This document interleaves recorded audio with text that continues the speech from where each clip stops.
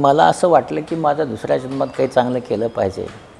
तर तेव्हा एक मनुष्य काही करू शकत नाही. तर माझ्याबरोबर डॉक्टर रागिनी पारेख म्हणून जॉईन झाल्या. त्याचबरोबर माझा चमू 40 लोकांचा चमू तो जॉईन झाला माझ्यावर, जो काही सरकारमधला बाहेरचा सोशल वर्क करणारे. आणि मग मी नवीन टेक्नॉलॉजी शिकून आलो इस्रायलला जाऊन. बिना टाक्याचं ऑपरेशन शिकलं. बरं.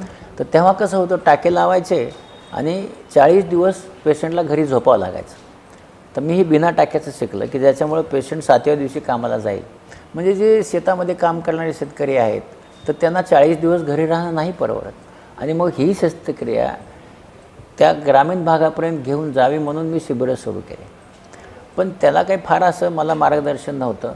पण मला विकास आमटेने आनंद मनात बोलवलं. बरं. आणि तिथं जी कुष्ठरोग्यांची शस्त्रक्रिया मी केली ती कठीण असते. तर जवळपास 35% लोकांना ऑपरेशननंतर अंधाता येतं. बरं. पण मी आणि रागिनीने 71 ऑपरेशन केले. तिथेच आम्ही राहिलो. एकही मनुष्य अंधा होऊ दिला नाही आणि आम्ही ते शून्यवर आणलं. तर हे झाल्यानंतर मग आमची बाबा आमट्यांची आमची भेट झाली.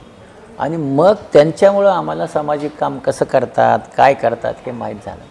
आणि त्यानंतर आतापर्यंत जवळपास 693 शिबिरं केले.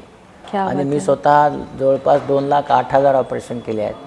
आणि रागिणीने 85,000 आणि आमच्या चमूनी 4.5 लाख ऑपरेशन केले आणि 50 लाख पेशंटवर उपचार केले.